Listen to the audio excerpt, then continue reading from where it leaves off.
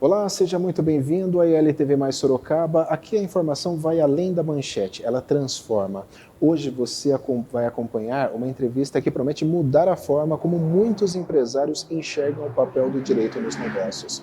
Nosso convidado é o Dr. Felipe Augusto Cury, advogado empresarial, mestre em Direito dos Negócios pela FGV e diretor regional do grupo Recomendo Sorocaba. Com mais de 10 anos de experiência, ele une conhecimento técnico, visão estratégica e uma linguagem acessível que aproxima o jurídico da realidade do empreendedor.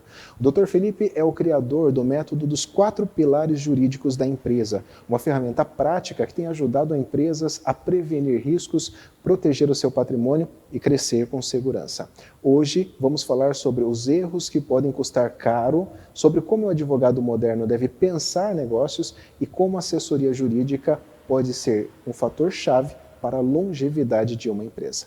Também vamos entender o impacto do networking qualificado e por que Sorocaba está se tornando um polo de transformação empresarial. Então, fique com a gente. A entrevista começa agora e pode ser exatamente o que você precisava ouvir para dar o próximo passo com mais segurança e clareza. Dr. Felipe, obrigado pela participação aqui com a gente. Eu que agradeço aí participar dessa entrevista. Fico muito feliz de estar aqui, poder trazer um pouco de conhecimento para vocês. Fala um pouco para a gente, para começar, o que levou você a escolher esse direito empresarial, que é bastante seletivo, né, como missão para a sua vida e para a sua carreira, por assim dizer? Bem, eu escolhi o direito empresarial porque ao longo do período da faculdade, né, a gente vai sendo apresentado com diversas questões de direito, algumas a gente acaba se identificando, algumas a gente acaba sonhando, né, em atuar por elas, mas às vezes a gente acaba sendo direcionado, por exemplo, à tentação dos concursos públicos, né? Às vezes uma facilidade que se tem dentro daquela atividade. Só que ao longo da carreira, da minha faculdade, no início da carreira, eu percebi que eu havia uma certa propensão, uma certa habilidade de identificar alguns problemas pontuais que eram apresentados para mim e apresentar uma solução com eficiência, né? E a gente sempre sabe que o advogado ele não pode ter a figura da promessa, né? Ele não pode prometer um resultado para o cliente, mas ele pode trazer soluções eficientes que, num período de médio a longo prazo, elas tragam resultados efetivos, né? Então, quando a gente está falando do dia a dia empresarial, isso acontece com muita frequência. Às vezes, uma simples decisão que você toma no seu dia a dia, ela é suficiente para que você não tenha algum tipo de risco futuro, né? Você reduz esse passivo no futuro, né? E acabe te gerando, né, uma economia muito grande. Realmente. E a gente percebe, doutor, que há uma certa negligência por parte do empresário de ter uma assessoria jurídica, porque geralmente as pessoas só pensam em assessoria jurídica quando o problema já está agravado, né? Qual a importância desde o início da empresa ter essa assessoria? O grande problema, né, da atuação preventiva é justamente esse lado que não é visível para o empresário, né? Porque o empresário ele olha às vezes aquilo que está no dia a dia. Então, se o problema não existe propriamente, ele fecha os olhos para aquele problema que está por vir a surgir.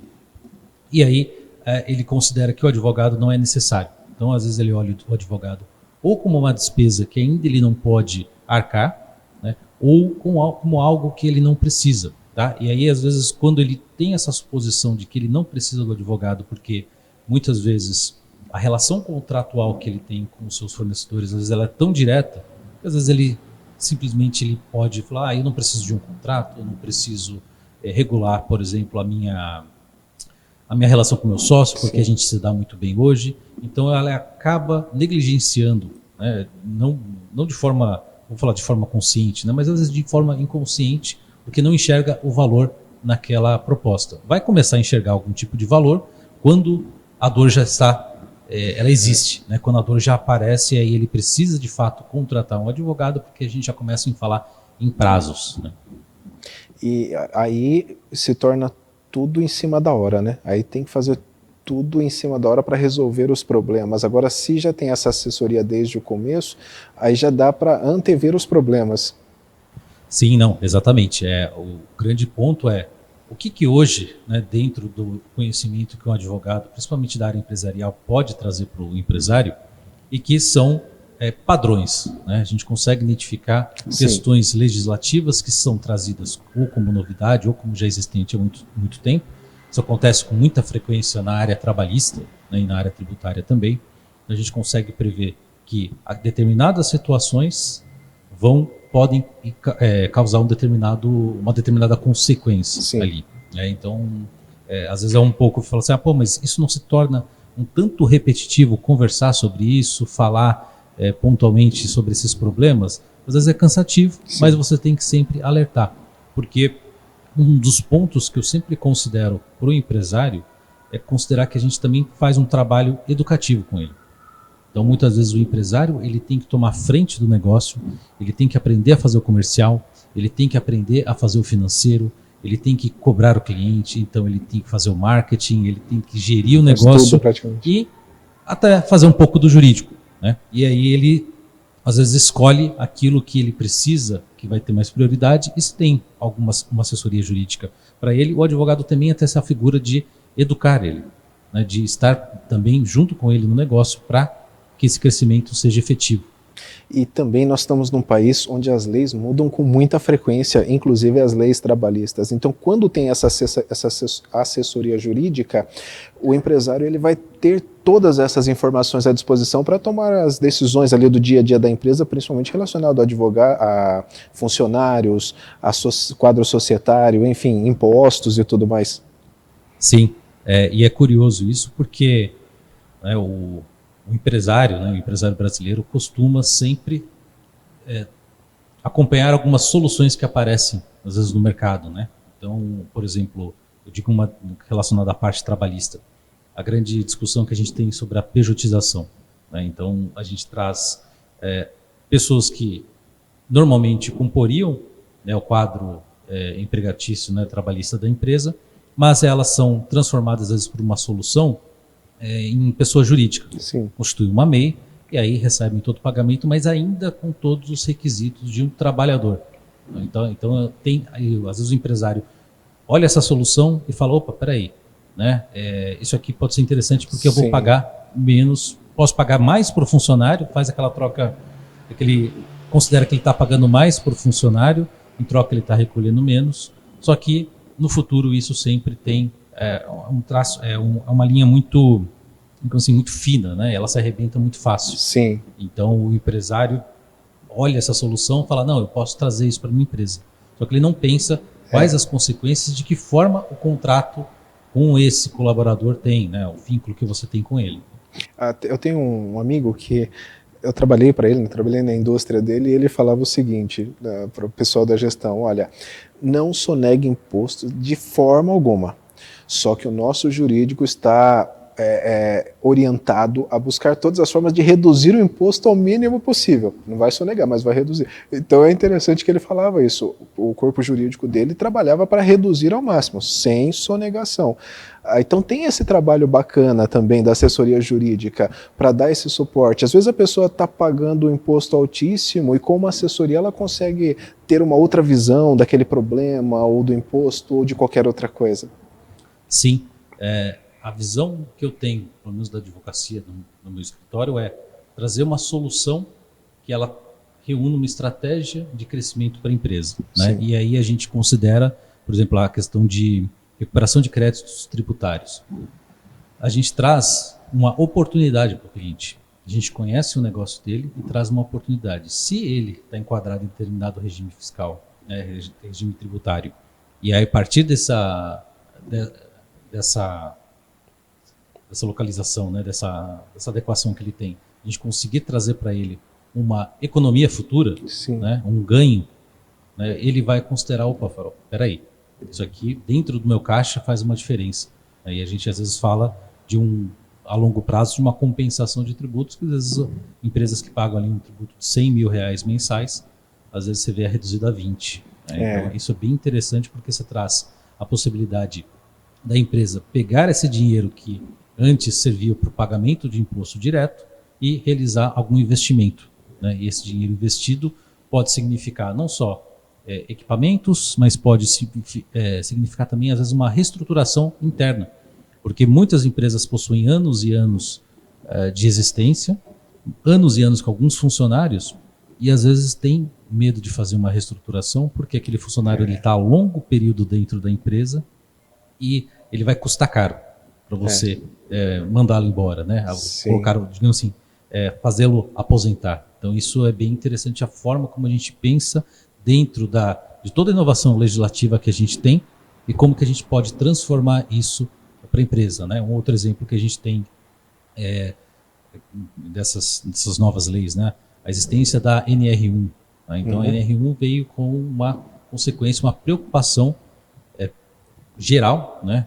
Pública, com a saúde do empregado. Né? Então o empregado, ele não é uma pessoa que apenas tem que desempenhar aquela função e tem que ter, como eu digo assim, ele tem que ser efetivo, né, propriamente, ele tem que executar muito bem para aquilo que ele foi contratado. Às vezes a empresa fecha os olhos para aquela pessoa que às vezes precisa de alguma ajuda, né? Então aí o governo traz alguma lei, alguma inovação para que as empresas comecem a olhar seriamente, né? E olhar seriamente, o que eu digo é aquilo que pode doer no bolso do empresário, ele vai ter que ter essa visão, né? Hoje, por exemplo, a gente também tem, por exemplo, a LGPD, né? A LGPD tem uma contrapartida que ela já tem uns bons anos, né? E ainda as empresas não se preocupam completamente. Tem empresa que já fez a implementação, tem empresa que não fez ainda, porque as coisas elas não se tornaram assim muito bem fiscalizadas, né? Quando eu digo muito bem fiscalizadas, ao contrário, por exemplo, de uma NR1, a gente hoje tem Ministério Público do Trabalho. Então, a existência de um Ministério Público do Trabalho, ela é longínqua, tem décadas. Sim. Enquanto que a Autoridade Nacional de Proteção de Dados, ela é bem mais recente. Bebê, né? É uma criança jovem, bem jovem. Então, qual que é a forma de fiscalização? Então, torna-se muito mais difícil, né? Então, é a diferença do quê? A pessoa fala, pô, mas será que essa lei vai pegar? A diferença o problema não é a lei pegar, o problema é quem é que fiscaliza. Se você tem um corpo ali que vai fiscalizar isso e já está muito bem sedimentado, por exemplo, o Ministério Público do Trabalho, é muito mais fácil que isso seja aplicado, né? Sem contar também que, como nós comentamos, não só as leis trabalhistas, mas a tecnologia está mudando muito rápido. Testando um caso que eu gostaria do seu comentário, doutor Felipe.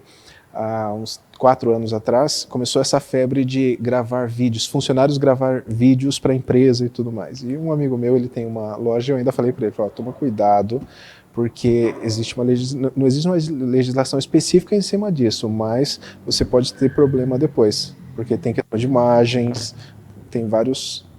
Não tem problema. Ele recebeu um processo depois de um funcionário que fazia esses vídeos para ele, porque na cabeça dele, não, eu estou pagando o salário, eu posso explorar a imagem da pessoa, mas tudo isso tem consequências, por isso que é importante essa assessoria, para dar todo esse esclarecimento para o empresário, né, doutor? E é curioso porque, não sei se você acompanhou umas últimas notícias, e o pessoal estava comentando que até figurinha do WhatsApp agora está dando processo. Sim. Porque você às vezes utiliza a figurinha como uma forma de chacota, né? Às vezes uma brincadeira. Às vezes para algumas pessoas são consideradas inocentes, mas às vezes para aquela outra pessoa, no começo pode ser até inocente, mas a pessoa começa a ficar incomodada. Né? Isso dentro do ambiente corporativo acaba a água pingando na pedra e vai corroendo aos poucos, e aí às vezes a pessoa ela não tem aquela possibilidade de jamais ter aquela vontade de trabalhar e gera de fato um problema para o empresário. O empresário tem que identificar determinadas condutas que são atuais, né? Por exemplo, o uso do celular dentro do ambiente de trabalho, funcionários que, por exemplo, também é bem recente, que estavam viciados, né, no jogo do tigrinho, né, dentro do ambiente de trabalho. Então, dentro do ambiente de trabalho, a gente sempre tem que buscar olhar qual que é a realidade de hoje, né, e tentar orientar o empresário que essa realidade existe, ele precisa começar a ficar preocupado. Né? Se preocupar não no sentido de que ele vai ter que ser um ditador dentro do do ambiente de trabalho, né, e todo mundo não gosta de trabalhar naquele ambiente, mas colocar regras, né, porque essas regras são regras internas que acabam ajudando ele no futuro, caso aquele funcionário venha um dia a reclamar tal direito porque ele se considerou ofendido, né? E aí a gente demonstra que existiam regras dentro da empresa em que elas eram severamente diligenciadas e esse funcionário talvez não tenha seguido à risca aquilo que a empresa determinava, né? Então isso é bem interessante. Interessante. Teve algum caso jurídico que se transformou em um dos seus maiores aprendizados? Eu sempre gosto de trazer questões societárias, né? Uma parte da minha especialização quando a gente fala em direito empresarial, a gente fala de um ramo que a gente está falando não só do societário, está falando do tributário, relação trabalhista, contratual também, mas o societário é a parte da minha especialização. E problemas com sócios sempre acontecem, né? Então eu, por exemplo, peguei recentemente um caso em que havia uma questão de concorrência desleal dentro da empresa, né? Então um sócio ficou afastado por determinado período e o outro sócio que ficou, né, continuou trabalhando, mas se descobriu posteriormente que esse sócio mudou uma única letra do nome, da razão social da empresa e faturava como se fosse essa outra empresa que ele registrou no nome da atual esposa, né? Então, são coisas que o sócio olhou, achou que eventualmente a empresa não estava indo bem economicamente, né? Fez todo o procedimento para encerrar a empresa, mas quando descobriu isso, verificou, falou, peraí, o fato não era a empresa que estava indo ruim, né? Era o sócio que estava adotando uma determinada atitude em que veio a me prejudicar, né? Então essas questões societárias geralmente as pessoas enxergam muito como um casamento, né? E essa é às vezes uma visão errônea que eu tento digamos, desmistificar, né? De falar, olha, a sociedade não é um casamento. O casamento ele tem uma vertente vertical que vai para uma questão sagrada, né? Alguma questão, digamos assim, metafísica propriamente, né? Mas a sociedade não. A sociedade ela existe por determinada finalidade. E se dentro de uma sociedade aquele sócio ele já não mais contribui para aquela finalidade ou ele vê que aquilo não faz mais sentido para ele, ele tem tanto o direito de sair, né, ou como o direito de ser retirado da sociedade. Então isso tem uma liberalidade e às vezes as pessoas acabam levando muito para o lado pessoal, né, pelo menos quando a gente tem um relacionamento muito íntimo, assim, que eu digo com sócio, né, às vezes são amigos de longa data, às vezes são pessoas que você já tem uma empresa lá de 20 anos, mas você precisa tomar uma decisão. Às vezes você está num período da vida que você considera outras vertentes, né, outros fatores que possam contribuir para aquilo que a gente chama, né, de busca da felicidade, e aquilo talvez não seja suficiente para ele continuar na empresa, né? Então isso tem que ser levado em consideração. Então essa parte societária eu sempre gosto de trazer porque sempre é um tema sensível que as pessoas o empresário não considera como existente. Aí está a importância da assessoria jurídica para ter um contrato bem redigido que contemple todos os problemas, o que poderia acontecer ali, né? Não, isso aí. Uma coisa que eu também sempre ressalto às vezes o empresário, as pessoas, os sócios, né, consideram que basta um contrato social registrado com o CNPJ para que a empresa tem a sua existência, né? Só que muitas vezes você precisa pensar, né, que não é só o contrato, não é a parte de formalização que a gente tem ali em mãos. A gente tem toda uma discussão como que é a estrutura dessa sociedade, quem é que vai administrar, quem é que vai ficar responsável. Então eu sempre cito, às vezes, uma questão que os sócios desconhecem, né, que é a figura do sócio e a figura do administrador. Sócio administrativo, no caso. E tem o sócio administrador. Né? O sócio, simplesmente, a figura clássica do sócio é alguém que vem no seu negócio e coloca um investimento de capital. Não tem nenhuma função administrativa. Ele não tem nenhuma obrigação dentro da empresa, senão, né, a obrigação social de deveres e responsabilidades do sócio. Só que às vezes um desses sócios é o sócio que traz um capital e o outro sócio é o que está trabalhando.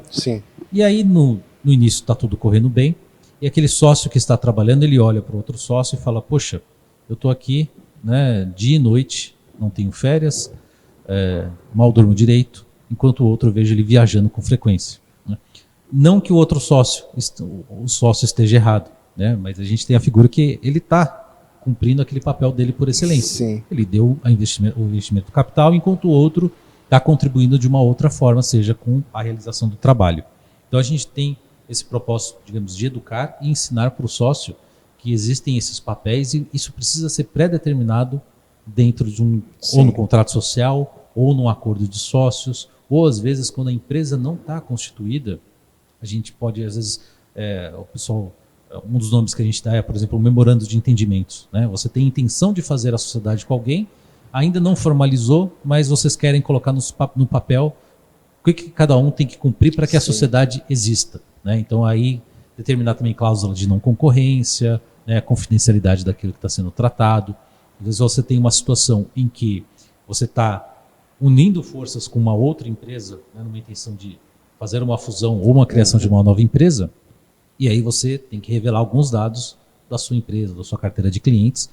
E aí como que você faz isso antes da empresa ser constituída? Né? Você faz um documento em que cada parte mantém ali a confidencialidade do que foi dito. Sim. Né? E dentro, às vezes, se for às vezes uma questão de um plano de negócios, a divulgação de um plano de negócios, que se tem ali uma questão de não concorrência também. Né? Porque às vezes alguém vem na empresa, descobre como que absorve um pouco do know-how, né? E aí, a partir disso, começa a desenvolver um pouco daquele trabalho e o sócio olha e fala, poxa, mas esse cara veio aqui, a gente sentou, apertou as mãos e de repente ele está ali fazendo o que eu mostrei para ele como que era. Né? Então essa é uma situação bastante delicada. Essa assessoria jurídica, eu imagino também que seja muito importante na aquisição de clientes da empresa, porque quando uma empresa ela vai adquirir um novo cliente, vai fazer o contrato ali de prestação de serviço, tem que estar tudo muito bem detalhado, né, doutor? Sim. A gente busca entender, por exemplo, a realidade da empresa, toda a experiência que às vezes a empresa teve com bons clientes e maus clientes e trazer, claro, né, a nossa visão, a minha visão sobre o negócio em si e o que poderia ser melhorado. Então, por exemplo, cláusulas efetivas de inadimplência, né, um exemplo que a gente traz. Então, como é a forma que você cobra o seu cliente? Porque muitas vezes aquilo, como eu falei lá no início, o empresário, ele é o cara que vende e o cara que cobra. Né? E quem vende, eu aprendi isso há muito tempo, quem vende não cobra, de fato. Né? O cara que quer vender e quer ser a pessoa que é o vendedor típico, ele não vai lá e cobrar o cliente, porque ele sabe que ou ele não vai mais vender para o cliente, ou ele não vai... Ele vai, de certa forma, perder um pouco da paciência que ele tinha, e isso vai comprometer o próprio fluxo de caixa. Né? E aí, quando a gente fala disso, é o empresário que não tem, às vezes, um fluxo de caixa, né? Utiliza, às vezes, as notas, os títulos que ele tem, através de desconto em uma factoring, começa a ter um certo descontrole interno e ele começa a ter um pouco mais de preocupação do que além, e ele não olha o negócio dele, senão, passados alguns meses, que ele verifica que ele está tirando do bolso dele, né? Tirando simplesmente esse dinheiro do bolso dele para custear uma empresa. Né? Então, a gente sempre olha dessa forma. Por que hoje ainda os empresários tratam a parte jurídica, por assim dizer, como último recurso, doutor? Pela minha experiência, eu vejo que muitas vezes essa questão do empresário não ver realmente o valor da proposta que o advogado está. Por exemplo, a atuação preventiva. Né? Enquanto ele não enxerga a existência do problema, não tem a dor, por exemplo, de uma ação trabalhista, de uma execução fiscal, ou às vezes uma disputa com um próprio cliente, ou às vezes um fornecedor, ele não enxerga essa dor, ele acha que o jurídico ele vai ser visto apenas por contencioso.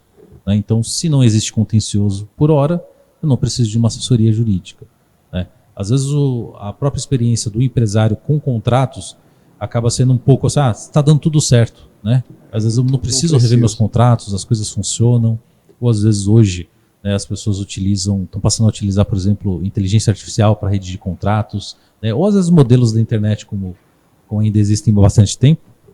Então ele não consegue, às vezes, enxergar esse valor que o advogado traz. Né? E essa é uma das grandes dificuldades que todo advogado tem, né? E que eu tenho trazido, principalmente às vezes, nas minhas redes sociais, né? Trazido como que a gente pode apresentar algumas soluções efetivas e estratégicas, algumas ideias para que o empresário olhe de fato e fale, opa, isso aqui é uma preocupação que eu preciso ter para daí depois tomar uma certa decisão. Você até citou com relação a utilizar modelos de internet, usar inteligência artificial, só que esses modelos de internet ou até inteligência artificial, ele não vai analisar todos os pontos ali de um acordo, de uma parceria ou de uma negociação com um cliente, que daí entra o advogado humano, por assim dizer, né, que vai analisar todos os detalhes. Sim, eu trabalho, né, trabalho também com inteligência artificial e utilizo muitas vezes na minha atividade, principalmente para organizar ideias, né? Então a gente às vezes faz uma análise de um processo, precisa organizar ponto a ponto documentos, coloca no documento e pede para a inteligência artificial organizar aquilo. Mas a gente percebe que se eu precisar propriamente falar, redige um contrato de um tal objeto de execução para mim, olha aquilo, a gente que é o profissional, a gente olha com critério. E aí eu olho e falo assim, tá bom, mas que porcaria é essa, né? A gente fala assim, tudo bem, a gente consegue identificar. Só que às vezes quem está de fora, às vezes não consegue ter essa distinção. Saiu o resultado, ele acha que já está bom. Exatamente. A gente tem com frequência, isso está até muito em portal de notícia, eu também já testei, por exemplo, o ChatGPT, ele tem costume de trazer, por exemplo, jurisprudência, que não existe. Então ele tem uma tese, a tese em si, ela está de acordo com o direito, tá? Mas ele inventa uma jurisprudência e traz isso. Às vezes a gente pega, de fato, às vezes existem bons profissionais, existem maus profissionais, existem profissionais desleixados, né? Às vezes o profissional ele acha que, de fato, a inovação trazida pela inteligência artificial, ela é tamanha que ela é plenamente confiável por conta dessa traço de inovação. E às vezes se utiliza disso. O empresário, se o advogado, o desleixado, está sujeito a isso, imagina um empresário que não tem ali alguém que de fato olhe para ele e fala, tá bom, mas de onde que você tirou essa informação? De onde que você tirou esse dispositivo legal? Específico, né? Exatamente, porque a grande função ali do advogado é conhecer a lei, né, e ver como que isso se aplica ao fato concreto. Existe algum mito jurídico dos mundos dos negócios que você gostaria de citar para a gente? Olha, mitos jurídicos sobre o mundo dos negócios, assim, eu acho que é um dos maiores mitos que ainda bato na tecla não preciso do advogado, né? O advogado é só gasto. Eu conheci, por exemplo, de uma época um cliente que uma vez ele me questionou, falou, olha, eu tenho 20 anos de empresa, eu nunca precisei de um advogado, né? E aí quando ele veio começar uma assessoria, o primeiro processo que ele teve, ele tinha uma disputa ali milionária, uma disputa ali de 5, 6 milhões de reais que ele tinha deixado de receber, né? E se você passa a analisar o caso, é porque eventualmente faltou uma melhor redação contratual, faltou uma previsão ali de existência, por exemplo, de um aditamento contratual, uma formalização daquele negócio que até a princípio, e às vezes as pessoas, o empresário tem muito isso, que são aquilo que é feito no fio do bigode, né? Na base da confiança. Só que essa confiança hoje, ela nem sempre ela existe. E legalmente, né? Não vale nada, né? Não, ela, assim, existe o que a gente chama de princípio da boa-fé. Sim. Né? São princípios que o direito tem ao longo do tempo e que a gente pode ainda se basear, mas ela em si, né, pela forma que às vezes é conduzida toda a negociação, você está com o princípio da boa-fé, mas às vezes a gente sabe que existe uma certa malícia quando você vai se utilizar de alguns expedientes, né?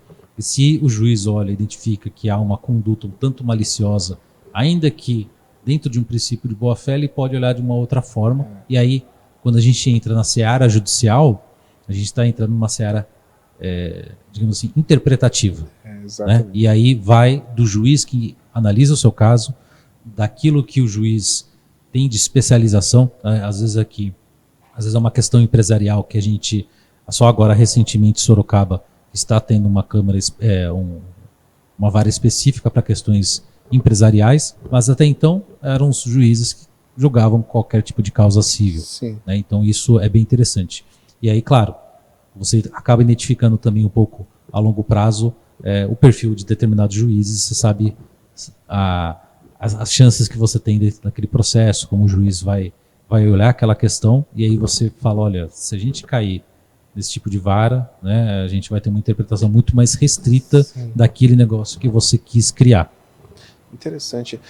Embora você já citou, mas eu gostaria que você explanasse um pouco mais sobre o custo quase que invisível dessa inércia jurídica para a empresa.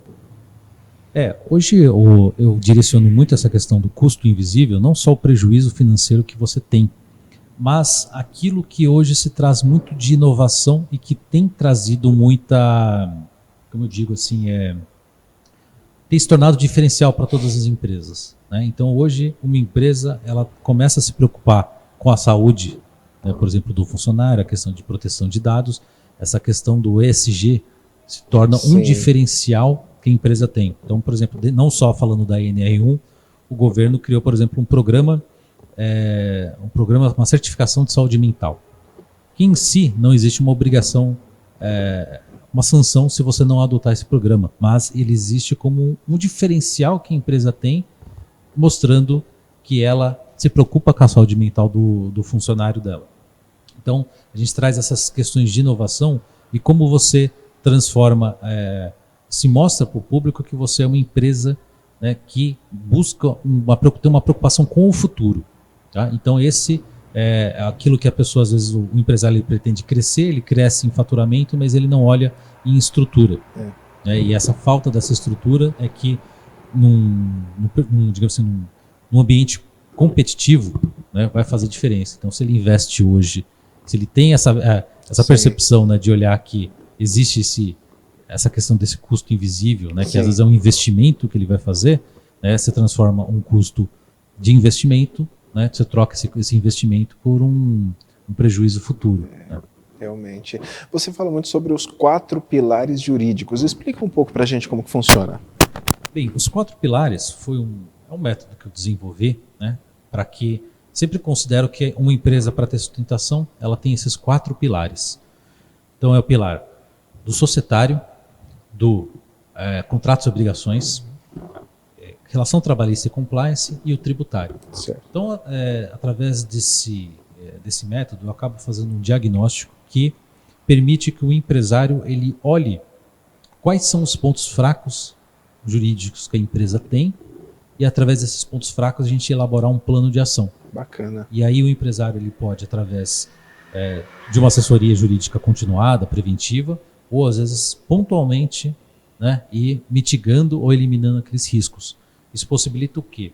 Possibilita aquele princípio que eu falei de educar um empresário, que ainda que ele fala, olha, talvez não seja o momento de eu investir para fazer isso, mas a gente plantou a semente na cabeça dele e ele sabe que existe esse problema, que uma hora ele vai ter que tratar diretamente esse problema. Né? Então a gente sempre trabalha um pouco com isso. Né? E também é uma forma de se conhecer a empresa. Eu faço esse diagnóstico, eu sei quais são os pontos fracos e permite uma facilitação de quando esse cliente vira de fato um cliente na minha assessoria jurídica, eu possa tratar pontualmente aquilo que a gente já olhou num diagnóstico. Né? Então, bacana. É uma forma muito efetiva. Né? E isso, uma coisa que eu também acho muito interessante é o quê? Que a partir do momento que a gente mostra isso para o empresário, a gente cria um elo de confiança com ele. Né? E quando a gente tem não só a parte da autoridade, mas também a confiança, né, o empresário ele tende a quebrar aquela barreira do advogado, né, de achar que o advogado é somente para quando a dor aparecer. Esse método dos pilares, ele pode ser aplicado em qualquer empresa de qualquer porte?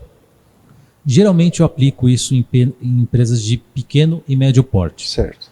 Porque são empresas que, né, a de pequena ela está em desenvolvimento. Sim. E aí a gente consegue identificar aquilo que, num plano de crescimento, plano de negócios, o que a gente pode já ir melhorando, né, implementando para que quando ele crescer, ele já tenha isso estruturado.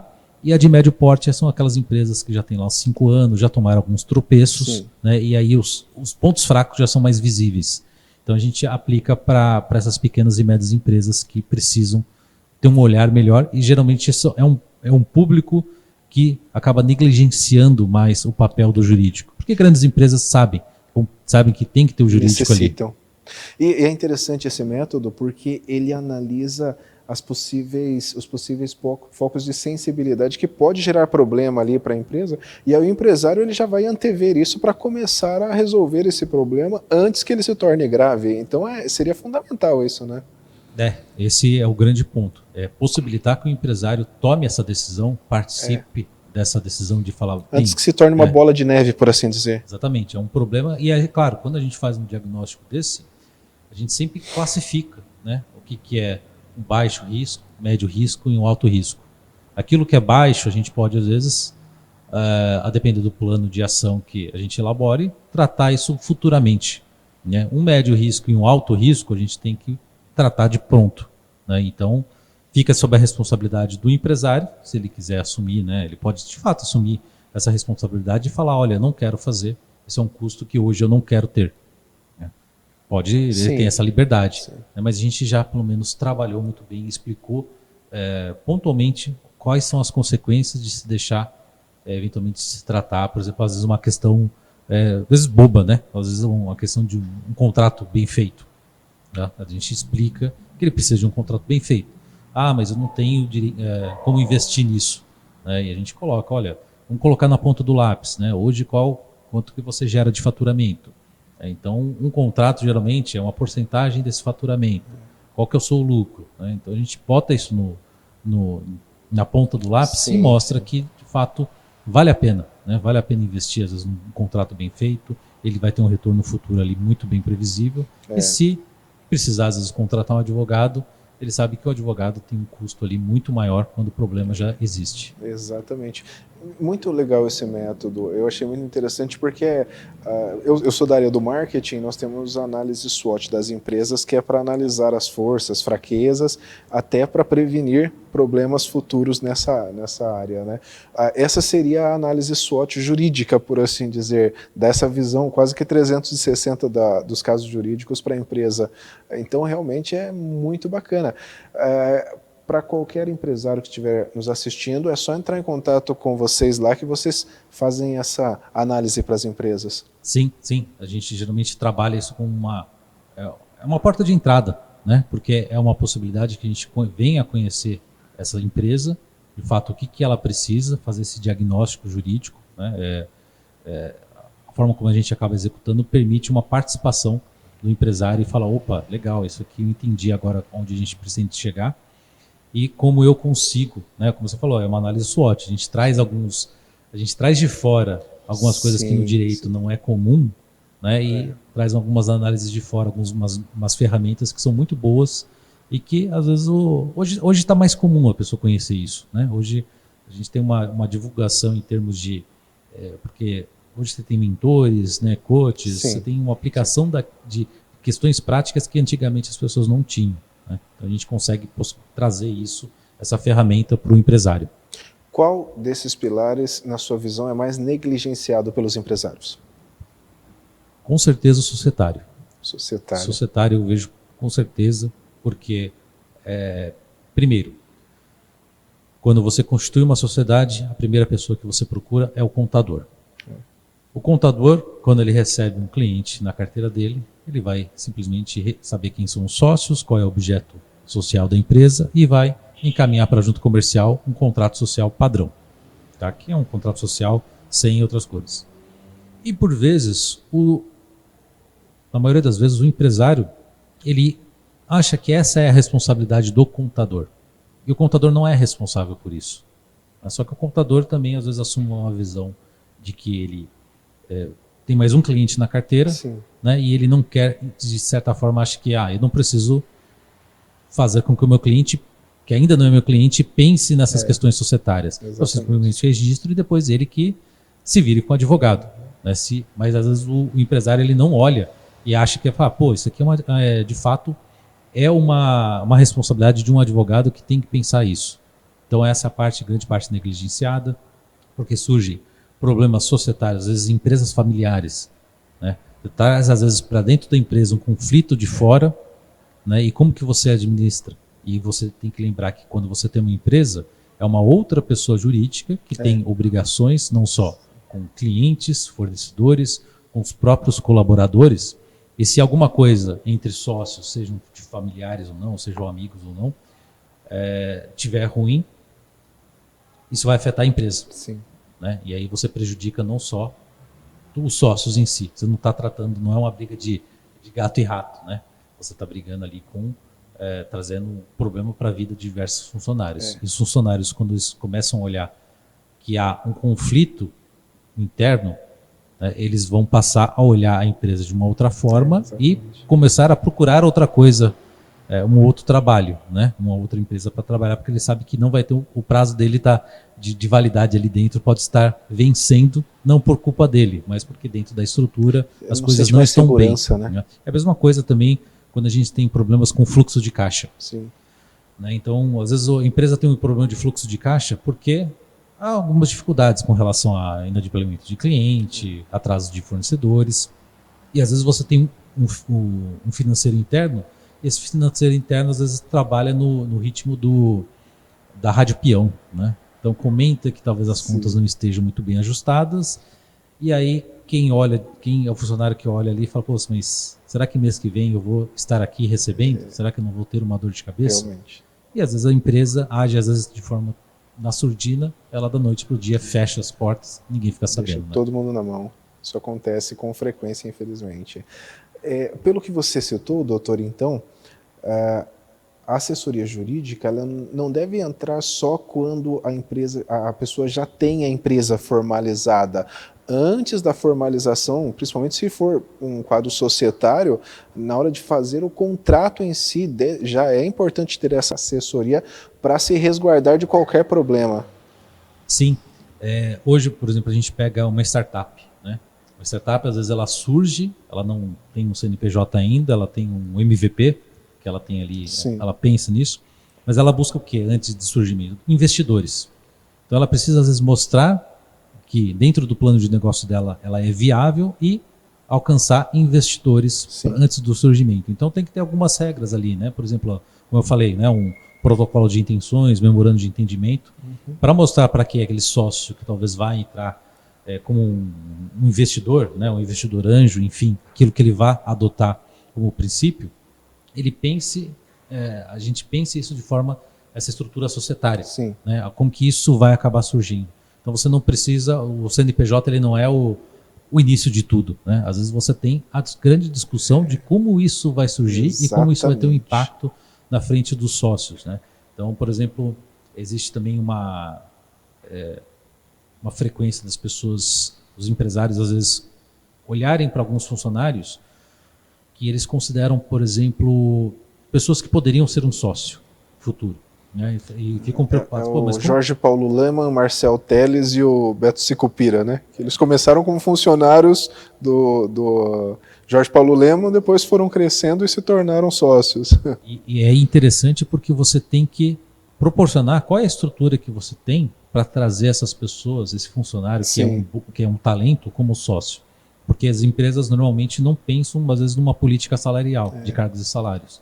O funcionário entra, mas ela não olha para ele e olha ele como esse potencial que ele tem e como ele faz essa pessoa crescer dentro da empresa. Então a gente tem essa figura, por exemplo, a gente chama de contrato de vesting, né?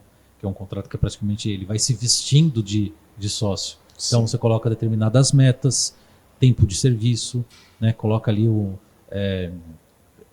coisas específicas que possibilitem que ele, se ele atender aqueles critérios, ele começa a alcançar participações acionárias ali dentro da empresa. Então você vai trazendo esse cara para si, vamos manter uma fidelidade ali dentro do seu negócio, né, e transforma ele num sócio. E as coisas surgem assim. Né? Empresas sérias surgem a partir desses princípios estruturais societários. Né? Quando você negligencia tudo isso, você simplesmente cria um CNPJ e olha às vezes somente para faturamento. E aí quando você olha para faturamento, é a visão de quem está de fora. Né? Às vezes você pode falar, bem, eu faturo R$1 milhão por mês, faturo R$10 milhões por mês, mas o meu gasto aqui é R$990 mil, minha despesa, né, por mês. Então você fala, pô, qual é o lucro? O lucro é R$10 mil. Você fala, pô, mas será que isso é o propósito? Você mostrar que existe um número inflado e falar, pô, quanto mais faturar, né, quanto mais eu faturo, melhor é, mas eu não olho para as minhas despesas, né? Ou eu tenho uma equipe de vendas que eu tenho 10 vendedores e eu sei que eu faturo 1 milhão com esses 10 vendedores e falo, eu vou dobrar meu número de vendedores, que eu sei que eu vou dobrar meu faturamento. Só que você esquece todos os custos que estão ali, vêm com esses funcionários, né? Que às vezes não é propriamente o desempenho de uma maior quantidade de funcionários, de vendedores. Às vezes é o próprio, como você trabalha, às vezes, o funil de vendas, né? Como você otimiza internamente. Então o jurídico vem um pouco com essa visão. O que você consegue otimizar dentro da empresa para que o crescimento seja efetivo? No caso de sucessão familiar, quais são os principais cuidados que o empresário precisa ter e onde entra a assessoria jurídica? O primeiro cuidado claro, a gente sempre pensa no escopo de conversa como a gente conhece essa empresa, né? Como é que ela está estruturada. Às vezes a gente tem uma empresa que ela está estruturada com um patriarca, que ele toma todas as decisões. Mas chega um momento que ele já está começando a ficar cansado e ele quer transferir para os filhos essa responsabilidade ou para um único filho, né? Então a primeira etapa como é que vai ser feita essa sucessão? Vai ser um único filho que vai ficar responsável? Qual é o papel dos outros filhos? Eles vão ter apenas o papel como sócios? Sim. Não vão ter não vai ter nenhuma atividade gerencial ou administrativa dentro da empresa? Legal. Qual é a disponibilidade que o patriarca tem para abrir mão daquilo que ele faz hoje? Porque a grande dificuldade o patriarca, às vezes, ele não abandona o dia a dia da empresa. Então, ele vai tomando determinadas decisões e ele vai minando a atividade gerencial do filho que vai suceder ele. Então, isso acontece com uma frequência grande e aí você tem que, às vezes, fazer um trabalho de bastante conversa, né, mostrando quais são as possibilidades, a possibilidade de, eventualmente, a empresa ter uma participação, às vezes uma criação de um conselho que não tenha membros somente da família. Então você pega, por exemplo, pessoas de fora que participem nisso. Eu já vi uma ideia muito boa em que, por exemplo, a empresa já estava começando a pensar a sucessão familiar e ela ainda não tinha, por exemplo, ela não tinha um filho em idade suficiente para assumir essa responsabilidade. Então eles formaram um conselho à parte, direcionaram determinado capital para a educação desse filho, que foi feito um estudo que ele seria o mais capaz, jogaram ele lá para fora, para estudar fora do país, para que quando ele voltasse, assumisse de fato a empresa. Então, a sucessão empresarial não é algo que você pense, que você tem que pensar que para o próximo ano você vai conseguir isso. Você já tem que absorver essa ideia, o empresário tem que absorver isso e começar a planejar isso a longo prazo. Passo a passo. Tem que ser a longo prazo também, né? Para poder falar, né? Olha, daqui 5 anos essa pessoa vai assumir determinada função aqui da empresa e eu estou indo embora, eu quero apenas aproveitar o restante da vida, né?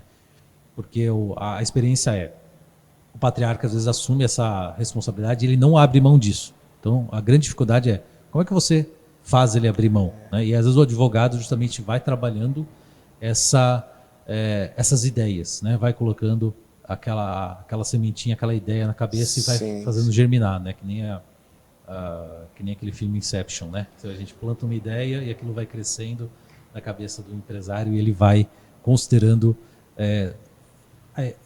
não, né? Ele vai aceitando, né? Que de fato ele não tem mais ele quer de fato abandonar aquilo, abandonar no bom sentido, né? Sim. Abrir mão daquilo para passar a responsabilidade para o filho. Só que é importante ter essa assessoria jurídica, porque vão ter causas legais também, né? Inclusive, se tiver conselho, por exemplo, então tem que estar tudo bem detalhado ali, mesmo sendo sucessão familiar. Sim, esse é o grande ponto, né? E a forma como você estrutura isso é uma forma também de você também planejar o próprio planejamento patrimonial da família.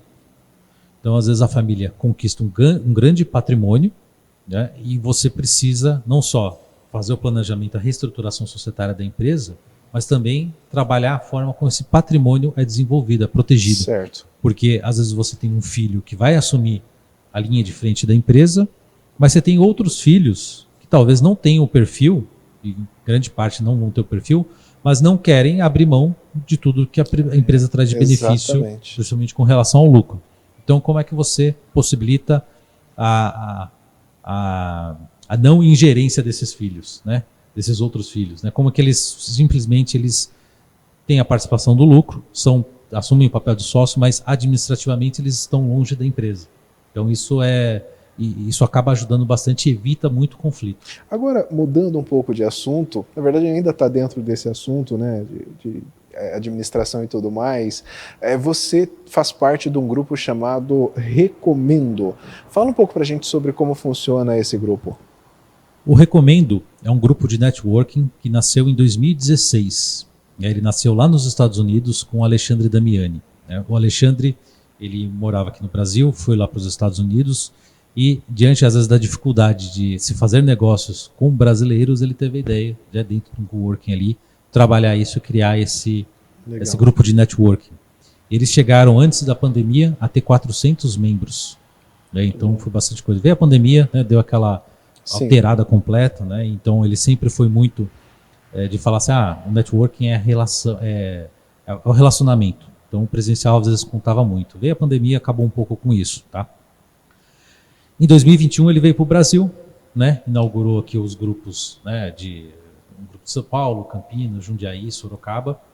E aí, desde 2023, eu assumi como diretor regional do Recomendo de Sorocaba.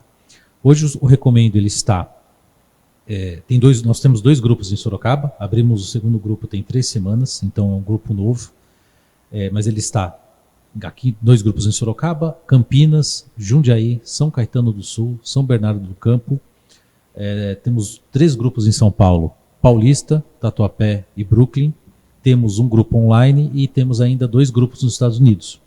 Então a gente tem uma rede de contatos muito grande, né? Então quem entra, por exemplo, no Recomendo não só se relaciona com as pessoas que estão ali no grupo, mas tem um relacionamento toda essa rede excelente, assim, que uma capilaridade do que pode trabalhar e produzir bastante grande. Qual é o objetivo principal, o foco principal do grupo? O foco principal é criar relacionamentos verdadeiros, né? Porque a gente sabe que a gente não compra da primeira pessoa que a gente conhece. A gente primeiro cria um relacionamento e desse relacionamento a gente compra alguma coisa. Então eu recomendo, ele vai muito além daquela troca de cartões, aqueles grupos de networking que você tem uma pressa excessiva de trocar cartões, né? Quanto mais contatos eu pegar e quanto mais cartões eu distribuir, mais efetivo é o meu network. Não, a gente olha primeiro o relacionamento, como que você conhece uma pessoa e como você cria o elo de confiança. Porque, por exemplo, quando eu quero recomendar o Elton dentro da atividade que ele exerce, é porque eu confio, né? Não é uma indicação cega, não é uma indicação como a gente às vezes faz, eu preciso de um encanador, eu preciso de uma pessoa que mexa com conserto de portão. Às vezes você indica porque está lá na sua lista de telefone e você indica naturalmente. Quando a gente faz uma recomendação, a gente transfere nossa credibilidade para quem a gente recomendou. Então, se essa pessoa ela deixa de cumprir, não faz a entrega como ela prometeu, quem é a pessoa que fica responsável? É você. Quem indicou. Então você olha, às vezes o cliente vai olhar para você de uma outra forma.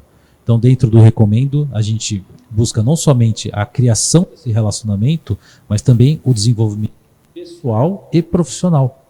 Às vezes a gente tem um perfil de empresas que já estão há bom tempo no mercado, mas ainda querem aprender como elas podem melhorar, né? A gente sabe, por exemplo, você pega no ramo que você citou, o ramo de marketing. Quantas mudanças a gente já não teve? Como o marketing não mudou, né? O marketing pode ser feito como antigamente? Claro, você pode às vezes utilizar, por exemplo, um canal de televisão e ele vai ter que se reinventar a forma como ele tem que se mostrar. Uma revista, né? Uma revista impressa. Você tem uma forma de você se reinventar, às vezes trazendo uma versão digital, uma versão física que ela é distribuída em locais estratégicos. Então você tem que pensar tudo isso. E o empresário, no ramo dele, a gente proporciona isso. Não só nos nossos encontros a gente promove o relacionamento, mas também palestras que o empresário aprenda cada vez mais e possa crescer. Para que ele até consiga ficar por dentro de todas essas tendências, por assim dizer, né? Exatamente. E a gente, às vezes, muitas vezes, cada membro, às vezes, traz uma inovação dentro do negócio, né? Às vezes seja através de palestras, seja às vezes na conversa das nossas reuniões presenciais, ele traz muito isso. Às vezes você fala, poxa, é isso efetivamente que eu talvez esteja precisando, né? Eu conto um caso engraçado de um membro, que ele falou assim, olha, existe uma coisa ruim de entrar no Recomendo, é que eu descobri que a gente faz muita coisa errada. Né? Não porque ele esteja errado em si, mas porque existem diversas soluções que para dentro do negócio dele são tão efetivas que ele fala, poxa, por que eu nunca pensei nisso? Por que nunca alguém me trouxe essa perspectiva antes? Né? E ele fala, poxa, se eu sei que existe isso, talvez eu precise uma hora dos serviços de tais pessoas. Só que não existe essa obrigação de falar, olha, só porque você está dentro do grupo, você é obrigado a contratar os serviços dessa outra pessoa que está no grupo. Acontece naturalmente. Bacana. Quem pode fazer parte dos grupos Recomendo? Hoje todo empresário pode fazer parte. Né? A gente tem um princípio dentro de cada grupo do Recomendo que é a exclusividade da cadeira. Né? A exclusividade da cadeira é a exclusividade do segmento. Então, se você é um contador e naquele grupo já existe um contador, não vai poder ter 2 contadores. Sim. Mas se no grupo existem nichos específicos, né? Por exemplo, existe um contador que é especializado em pequenas empresas e existe um contador que é especializado em grandes empresas, se na conversa entre eles o que já existe, aprovar a presença do outro, não há um problema, porque eles falam simplesmente, olha, você não é meu concorrente do grupo. Sim. E não tem nenhum problema. Eu, por exemplo, eu sempre cito do caso do grupo que eu participo. Né? Eu sou um advogado empresarial e no grupo existe um outro advogado que também atua no ramo empresarial, mas dentro do grupo ele atua somente com marcas e patentes. Sim. Então, em 3 anos que a gente está dentro do Recomendo, quase um pouco mais de 3 anos, nunca houve algum tipo de conflito entre a gente. Bacana. E a gente se complementa muito bem, porque eu sei que dentro de marcas e patentes, apesar de eu entender nessa parte, compreender, eu sei que o registro com ele vai ser muito mais efetivo, porque a expertise é muito maior. Então a gente consegue reconhecer dentro do próprio ambiente de negócio que não existe uma concorrência ali dentro, existe uma complementaridade. Qual a importância do networking como esse do Recomendo até para crescimento do empresário, dele como empresário também e dessa rede de contatos? A gente busca trazer sempre uma ideia que a gente chama de hub de soluções. Então, muitas vezes, dentro da atividade do empresário, a gente vai, por exemplo, apresentar uma proposta, vem para você apresentar, às vezes, uma proposta de assessoria jurídica, e aí eu percebo que, na verdade, não te falta uma assessoria jurídica. Às vezes você precisa, por exemplo, de um melhor fluxo de caixa. Sim. Às vezes um BPO financeiro, né? Ou às vezes uma troca de contador, porque o contador não está olhando.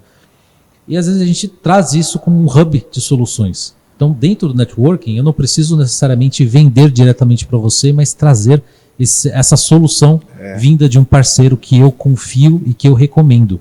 E aí não preciso necessariamente vender para você. Faça essa recomendação, essa pessoa vai te entregar com excelência e uma hora eu sei que você vai estar preparado para mim. Então, por exemplo, eu cito um caso, não no meu segmento, né? A gente tinha um arquiteto no grupo em que ele foi procurado, né, para fazer um projeto arquitetônico para a casa da mulher, né, da cliente dele. Só que ele olhou, existiam trincas enormes, né? Ele falou, olha, eu tenho um parceiro, daí também era membro do grupo, que mexe com essa parte de estrutura residencial, comercial, identificação dessas trincas, o que se pode ser um risco exógeno, endógeno e tal. Só que você precisa ir para ele antes.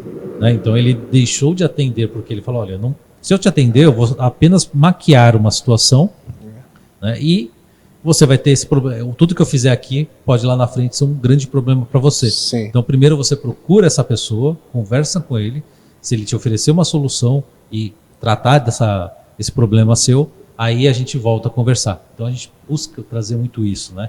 E não só nesses campos correlatos, mas às vezes o que a gente fala às vezes um BPO financeiro, às vezes um contador, às vezes uma empresa que faça, por exemplo, uniformes, né? A gente sabe que dentro da conversa a gente vai encaminhando isso. Né? Sim. Às vezes alguém que não tem um site, a gente tem essa solução. Às vezes um cliente meu que não tem marca registrada, a gente fala, procura tal pessoa que a gente vai poder registrar essa marca antes. Então, antes, às vezes, da gente atuar propriamente, a gente oferece, né? A gente expande para o empresário essa capacidade de criar um network, uma rede que tenha um valor intrínseco ali para ele e que ele mostre isso para os clientes. Né? E quando você chega para o cliente, não oferece somente a sua solução, oferece outras soluções, o cliente vai te olhar de uma outra forma. Isso é fundamental hoje em dia, né? Esse networking, essa rede de contatos, mas é uma rede de contato realmente que seja profissional, que engaje realmente. Hoje em dia, para qualquer empresário é fundamental.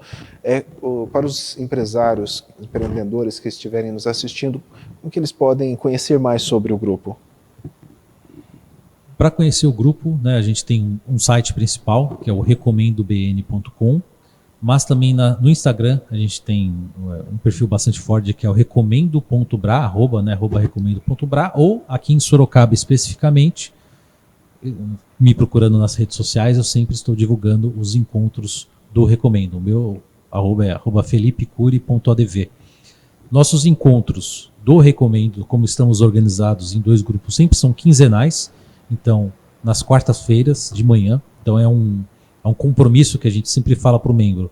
O único compromisso que você tem com o Recomendo é participar das reuniões. Sim. Estar presente, se fazer presente, porque quem vai criar o relacionamento vai ser você.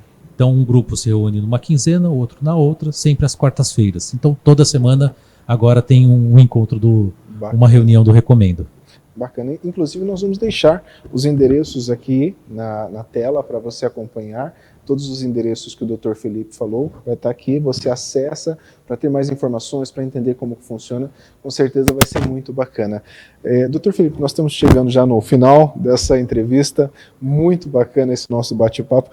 Você citou sobre o marketing, sobre as transformações, né? Eu brinco o seguinte, olha, eu me formei em 2005 eu me formei, e naquela época era tudo manual praticamente. Então, quando você ia fazer um planejamento de marketing para uma empresa, você precisava contratar uma empresa para fazer pesquisa de rua mesmo, para ter os dados para conseguir depois elaborar a campanha de marketing. Hoje em dia, a Big Data faz tudo isso para você, automatizado, sem necessidade de contratar terceiros, de colocar as pessoas na rua. É o que você falou do avanço, né? É uma coisa fantástica. E é curioso esse paralelo, né, que a gente pode fazer com o marketing e às vezes o direito, né, o serviço jurídico, porque hoje também está nas mãos das pessoas o botão impulsionar. Exatamente. Qualquer pessoa bota um dinheiro ali no Facebook, no Instagram, no Google Ads, bota ali para impulsionar, e aí você pergunta, tá bom, você está investindo ali numa rede social para aparecer mais. Mas qual é o objetivo que você tem quando você faz esse investimento? Porque, querendo ou não, você está simplesmente gastando dinheiro se você não tem, né, um público-alvo, a forma como você está investindo esse dinheiro. Então, às vezes, o jurídico tem muito esse paralelo. Você pode fazer as coisas do seu jeito, com um contrato padrão, levando os problemas societários às vezes nas coxas, né, deixando para o dia seguinte, um problema com o funcionário também para o dia seguinte, né, não se preocupando normalmente, mas você consegue levar uma empresa assim. De fato, muita gente leva isso, não é a gente não traz aqui que sem o advogado você não vai sobreviver, né?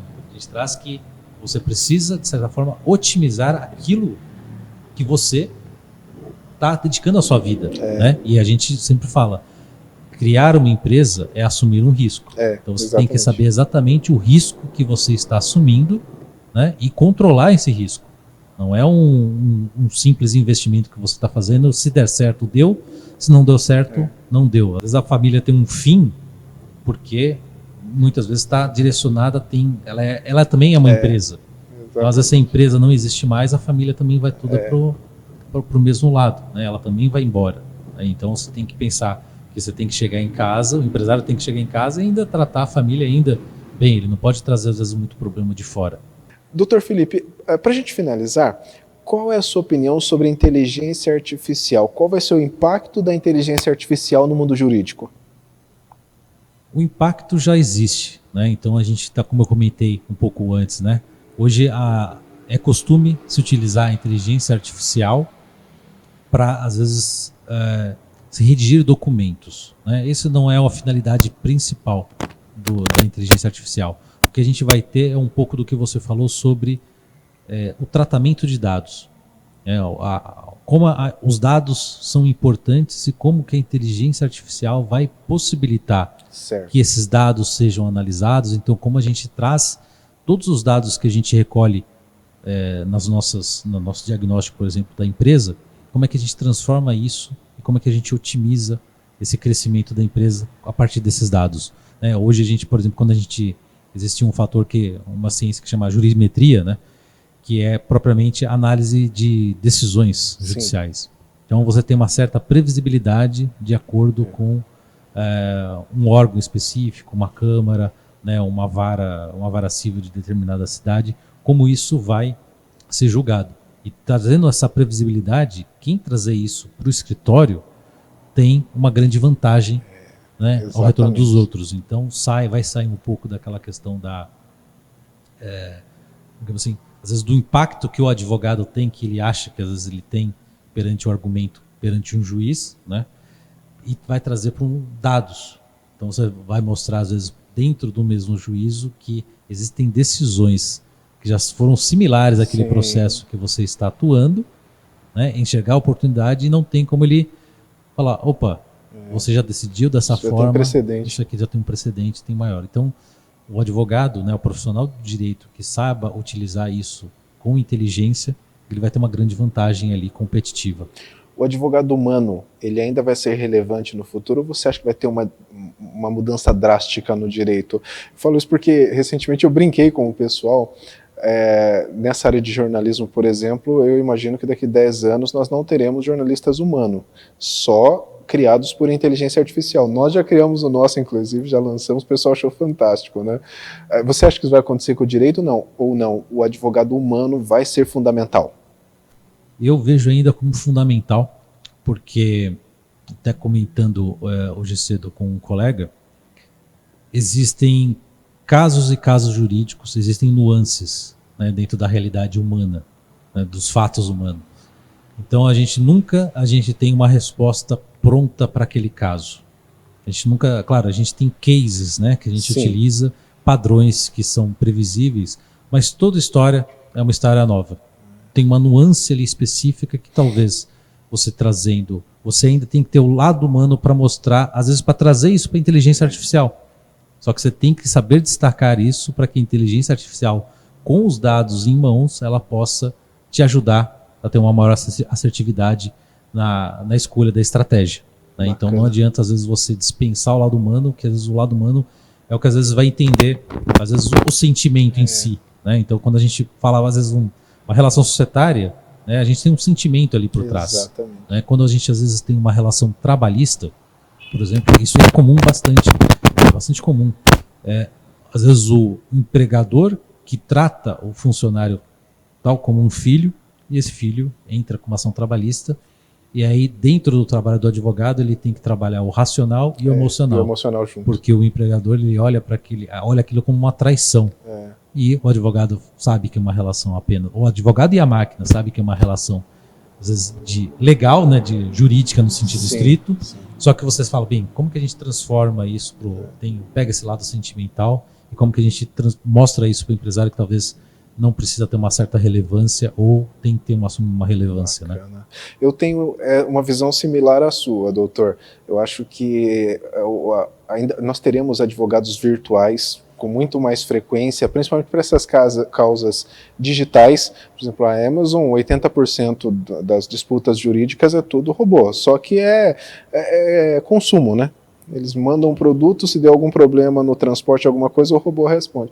Mas nesses casos que envolve sentimento, sensação, vai ter que ter o ser humano ali, né? Então eu tenho essa mesma visão que você também sobre isso, que essa profissão de advogado é uma que ainda será bastante longeva. Porque grande parte acho que de praticamente todo profissional, né? A gente tem duas facetas principais, que é uma autoridade, né, e a outra é a confiança.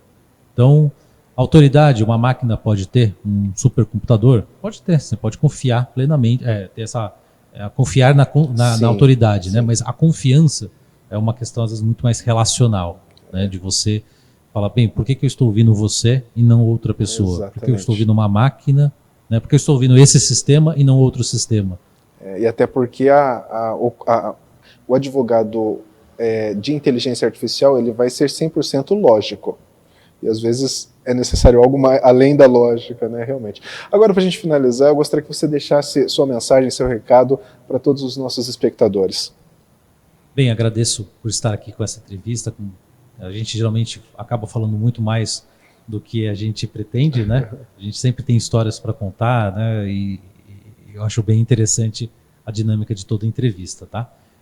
E deixo aqui como mensagem, assim, para a gente, para o empresário, você que é empresário, ter uma visão, né, um pouco mais aberta de como o jurídico pode, de fato, auxiliá-lo, né? O jurídico, às vezes, ele não tem que se mostrar apenas como um fator que existe quando o problema aparece. Você pode muito bem pensar, ter uma conversa com o advogado, pensar o seu negócio e ver como que você consegue otimizá-lo, porque você muitas vezes está sozinho, né, e nem sempre precisa estar sozinho. Às vezes, um profissional pode auxiliar muito bem no seu desenvolvimento, no seu crescimento.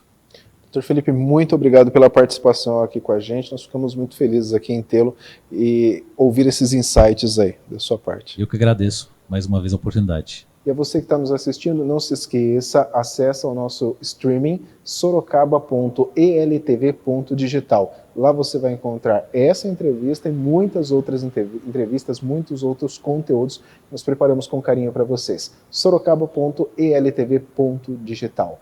Obrigado pelo carinho da sua audiência, um grande abraço, fiquem com Deus e até a próxima, se Deus nos permitir.